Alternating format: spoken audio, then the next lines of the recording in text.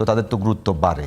এখন প্রশ্ন হলো, আওয়ামী লীগের দল হিসেবে আওয়ামী লীগের সিনিয়র নেতারা চলে গেছে, কিন্তু আওয়ামী লীগের সমর্থকরা বাংলাদেশে এখনও আছে। সেটা একটা প্রশ্ন। সেটা কি নির্বাচন কেন্দ্রিক গিয়ে আওয়ামী লীগের গুরুত্ব অনেক বেশি বাড়বে কিনা, এবং সেটি দল হিসেবে আওয়ামী লীগকে বাংলাদেশে নতুন করে প্রতিষ্ঠিত করার জায়গা তৈরি করছে কিনা?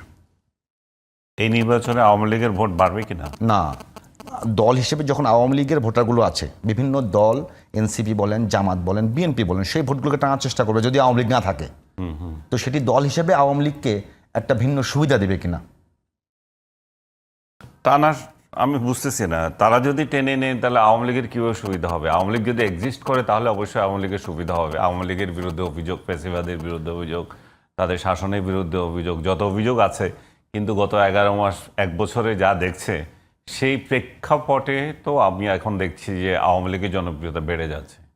কারণ আমরা যেই প্রেক্ষাপট চিন্তা করে শেখ হাসিনাকে হটিয়েছিলাম, বা আমরা এই হটানোকে সমর্থন করেছিলাম যারা, তো তারা তো এখন দেখছি যে, বা যারা, আমি আমার কথা বলছি না, অনেকে বলছেন, অনেকেই যারা এই আন্দোলনে ছিল, তারা তো এখন হতাশ। তারা দেখছে যে ডক্টর ইউনূস 1 বছরে এসে এই দেশটাকে অনেক পিছিয়ে দিয়েছে। কিরকম সেটা? সর্বক্ষেত্রে আপনি এমন একটা সেক্টর দেখান যেখানে বাংলাদেশ এগিয়েছে। যখন বাংলাদেশ কোনো একটা সেক্টরে আগায় নাই, যখন সারা দেশে হানাহানি, যখন আমাদের হিংসা বিদ্বেষ বেড়ে গেছে, আমাদের দেশে নয় শুধু, বিদেশে পর্যন্ত বাঙালিরা একজন আরেকজনকে দৌড়াচ্ছে, পিটাচ্ছে। আনিস ভাই, এটা কি একটা অভ্যুত্থান পরবর্তী দেশ বা সমাজে এই ধরনের সিমটম কি স্বাভাবিক নয়? অস্বাভাবিকও না এটা, কিন্তু আপনি যখন যেই কাজের জন্য আপনি এই আন্দোলনটা করলেন, সেটাতে আপনি একটা রোড দেখবেন। এই রোডে কি আছে? রোডে তো আমরা ভালো কিছু দেখছি না, আমরা দেখছি যে পিছিয়ে যাচ্ছি। আমরা যদি দেখতাম যে একটা স্বৈরাচারকে হটিয়ে আমরা নতুন ব্যবস্থা তৈরি করছি, আমাদের উন্নতির দিকে যাচ্ছি, যখন সেটা হয় নাই তখনই হতাশা আসছে। তখনই বলা হচ্ছে যে পেছনে যে স্বৈরাচার ছিল সে আসলে স্বৈরাচার না, সে এর থেকে বেটার ছিল, এবং তার গুণাবলী এর থেকে বেটার ছিল। আপনাকে যদি একটু অ্যাড করি, এখন মানে আপনি সিনিয়র সাংবাদিক, আপনি আওয়ামী লীগের পুরো সময়টা দেখেছেন, আপনি আমাদের বড় ভাই। একটা বিষয় করবেন যে আওয়ামী লীগ সরকারের সময় যেভাবে গুম হয়েছে, খুন হয়েছে, বিচার বহির্ভূত হত্যাকাণ্ড হয়েছে, এবং সেটিকে একটা ফরম্যাটের মধ্যে নেওয়া হয়েছে।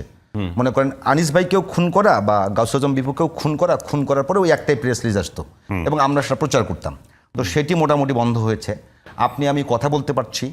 আর এখন হলো একটা অভ্যুত্থান পরবর্তী দেশে যে সিস্টেম দাঁড়ানোর কথা, অভ্যুত্থানের দায় মানে অর্জন সবাই নিতে চায়।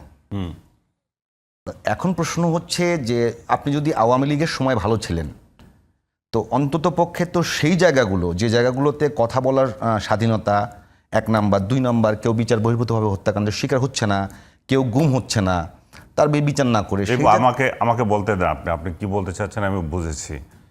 আমার কথা আপনি বলতে চাচ্ছেন যে আমরা এই 1 বছরে আমাদের কি পরিবর্তন হচ্ছে সেটা আমি দেখাতে চাচ্ছি। 1 বছর আমরা অগ্রগতি কতটুকু হয়েছে। আমি যেটা দেখছি যে অগ্রগতি আমাদের শূন্য।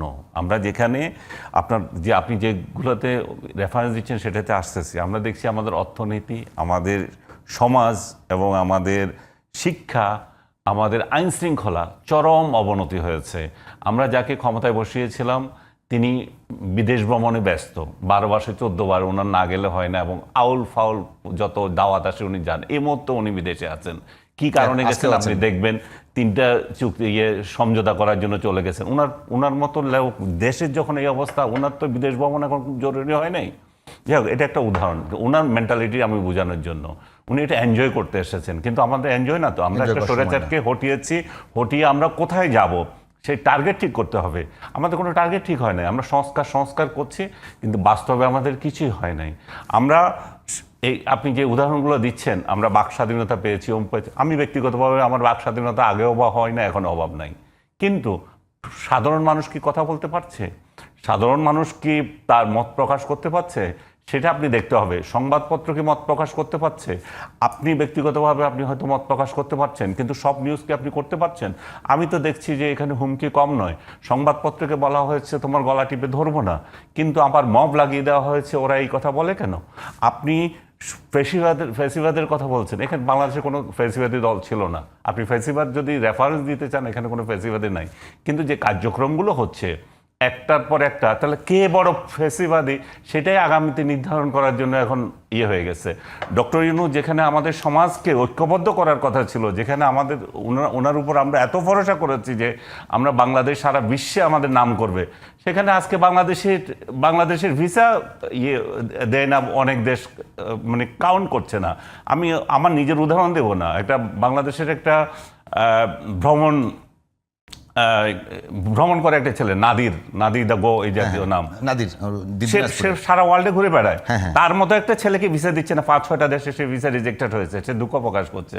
সো বাংলাদেশের ভিসার দাম কোথায় গেছে বাংলাদেশের শ্রমিকরা জানে, বাংলাদেশের যারা ভিসা নিতে চায় সেটা জানে। তো আমরা এরকম একটা ইন্টারন্যাশনাল ব্যক্তিত্বকে আমাদের সোসাইটিতে বসে আমাদের কী লাভ হলো?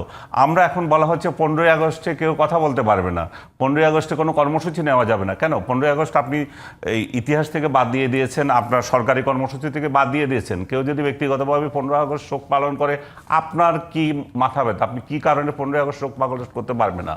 15ই আগস্টের সঙ্গে বাংলাদেশের কি সম্পর্ক? আপনার সরকারের কি সমস্যা হয়ে যাচ্ছে?